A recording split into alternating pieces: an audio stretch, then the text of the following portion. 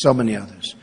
And we're going to have a country where we can be free to walk around and free to walk the streets and free to look at the beautiful Golden Gate Bridge with your father, like Kate was doing, and then shot from nowhere. We're going to have a country that's going to be safe again. Just remember that. We're going to have a country that's going to be safe. And we're not going to play games. We're not going to be politically correct, perhaps. But we're going to have a country that's going to be safe. We're going to make our government so important, responsible to the people, not to the special interests. The special interests control your government, folks.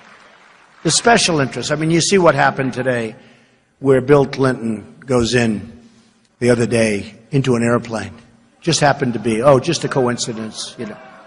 He just happened to be at the airport at this time. Think of it. Just happened to be at the airport.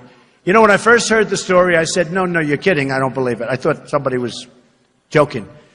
But it's not a joke. It's not a joke. It's a very serious thing. And to have a thing like that happen is so sad. And as you know, Hillary is so guilty. She's so guilty. I mean, you can read them right off here. And how that's not being pursued properly. And I think that he really opened it up. He opened up a Pandora's box, and it shows what's going on, and it shows what's happening with our laws and with our government. But if you think that he just happened to be at the airport, because nobody really, and he may have, and honestly, he may have left and gone someplace, but it seems like, you know, he's talking about golf and grandchildren. I love my grandchildren so much. But if I talk about them for more than about 9 or 10 seconds, you know, what do we... I love my grandchildren. I love that one. I love that one. I love that one. And look at the beautiful... I love these kids. After that, what are you going to say, right? I love those kids. They're the great 8. I love them. I love my children. I love my children. My children are going to be speaking at the convention. My children are all going to be speaking. Ivanka, Tiffany, Don, Eric, they're going to be speaking. My wife is going to be speaking at the convention. We're going to have a great time. And then you have to talk about golf for the rest of the time. And, you know, I love golf, but after talking for a couple of minutes, it's hard to talk about it much longer than. And above all, what we're going to do, so important, we're going to put America first. I have to say it. We don't put America first. We don't put America first. We don't put America first. And we have to. So when we look at what's going on in our country, and when we see all of the mistakes that are being made, and we see all of the corruption and all of the horrendous politicians, and by the way, I have to tell you, some great politicians too. I've met some people that are great people. These are great people. And they love the country and they're there for the right reasons. But you meet so many that aren't. You just meet so many that aren't. And we do deal in a rigged system. It's a rigged system.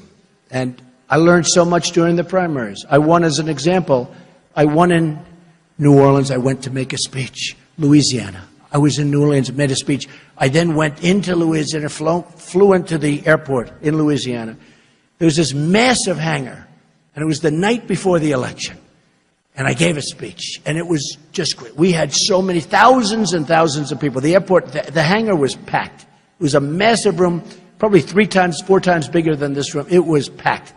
And that was the night before the election.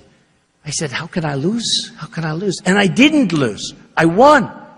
And I wasn't expected to win. You know, I won a lot of things that I wasn't expected to do. And I won. Easily, but I won. And everything was good. And then about 2 weeks later, they're showing delegate counts to me. Sir, you did this, you did this, you did that. I said, oh, that's good. What about this one? That's wrong, because I won that state, right? Yes, sir, you did. But I have less delegates than the people that lost. And that's when I realized it's rigged, folks. It's rigged. But I got smart fast. I got smart fast. I mean, I got smart very fast. And one of the things that we're going to focus on, and we're going to focus on more than almost anything, because, you know, look, we need safety, we need borders, we're going to have the wall, we're building the wall, and the wall is necessary. And we're going to have a great relationship with Mexico. It's going to be very important. But we're going to build the wall. Mexico's going to pay for the wall. You understand that? No, they're going to pay for the wall. And we're going to have trade, and we're going to have lots of good things happen with Mexico. Mexico doesn't like us right now. Mexico doesn't respect our leaders. Remember Sergeant Tamburisi? Remember? They couldn't get him out of prison, right? Greta was very helpful. I think I was helpful. At least I helped them. But couldn't get him out. And he was there for a long time, long time, in one of the meanest, worst prisons in the world, they say. Horrible place. We couldn't get him out. Should have gotten him out. I'm not sure the president even made a phone call. I will tell you something. When things like that happen, if I'm president, I know they say, oh, it's not presidential, you shouldn't do that. But things like that happen, if I'm president, I promise you, I'll be making phone calls, folks. I'm going to be making phone calls. I mean, I'm not really sure that he ever even made a phone call. Certainly there was no rush. It's sort of like the horrible deal that we made with Iran. Iran has become a power. We have made, over the last few years, between Hillary Clinton and John Kerry, it was one of the worst negotiators I've ever seen. How about he goes out and he breaks his leg in a bicycle race? Can you believe this? He's in the middle of negotiating the deal. And he's got all this stuff on. He's got the whole deal, the companies, the whole deal, the helmet. He's got everything going. I promise you, I swear to you, I will never be in a bicycle race during a major negotiation. I promise. Never. But how about that deal? And if you look, Iran was a country that was in deep trouble. They were doing badly. And then we took the sanctions off. And we should have never taken the sanctions off before we finished the deal. We took the sanctions off before. You know why they're great negotiators? They said, we will not negotiate unless you take the sanctions off. And our guys said, okay. That's what they say. And when they said that, why didn't we say we want our prisoners back? Okay? Because our prisoners were there for years after that started. It's like 101, Trump, the art of the deal, right? 101. We say, okay, and we took the sanctions off. We got nothing for that. They agreed to sit down. They were dying. They were choking.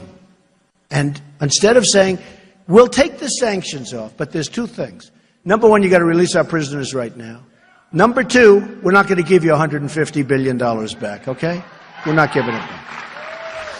And they're going to say, no way, no way. You know, they're great negotiators. The Persians are great negotiators. They're going to say, no way. In a million years, no way. Then you leave.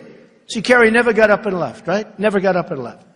Then you leave, and by the time you get back to the United States, don't even get off the plane. It's going to turn around and go back. You'll have your prisoners, and you won't have to pay the $150 billion back. So sad. Because I'm all for making deals. I think it's great. You know, to make deals on nuclear is a good thing, not a bad thing. But you got to make good deals. This is a deal that's ruinous to Israel, in my opinion. I think this deal is a disaster for us, but it's a disaster, and even a bigger disaster, for Israel. So we're going to have great deals made. We're going to make smart deals. If you think about it, so you had Iran, which was choking, which had they were literally going to bust up. I mean, they were at a point where they were going to, remember the riots? And then Obama gave the regime solace. And they just took care of those riots so easily. There was a time when that could have all changed. It could have all changed. So instead we have a power, a real power that's fighting us. How about we make a deal? They're in Yemen. We're fighting them in Yemen. We make a deal, but we don't make a deal. We don't talk about Yemen. And when asked about why we didn't discuss Yemen, because we're fighting Iran on the other side, right? We're going like this. Well, why didn't you put that into the deal? And Kerry said it was too complicated. What's complicated? What's complicated? We're giving all this stuff away. And they'll have nuclear weapons. They can buy nuclear weapons with the money they have. They become a real power. And now they're on the side of Assad.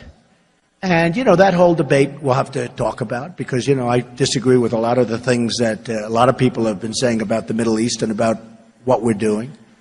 You know, it's very interesting. We spend tremendous amounts of money protecting other nations that are very, very wealthy.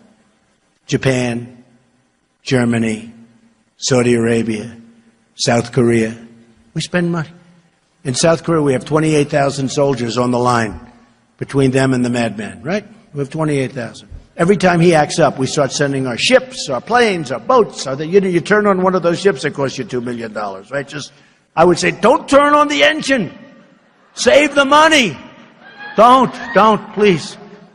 The captain would say, sir, would you like to hear the engine? I'd say, if it was me, I'd say, no, just save the money, relax. The engine's fine. But it's true. It's true. I mean, that's what they are. It's a different thinking, right? A lot of business people in here, it's a different thinking. There's so much waste. There's so much fraud. There's so much abuse. So we spend all of this money, and I don't want to see them armed, ideally. I don't want to see them armed. But you always have to be prepared to walk, like Kerry should have walked with Iran. He should have walked, and then he should have said, double up the sanctions, and believe me, you'll be back there within 2 days. All right? And most of that's flying time. No, that's what he should have. But you have to be prepared to walk. He never walked, okay? So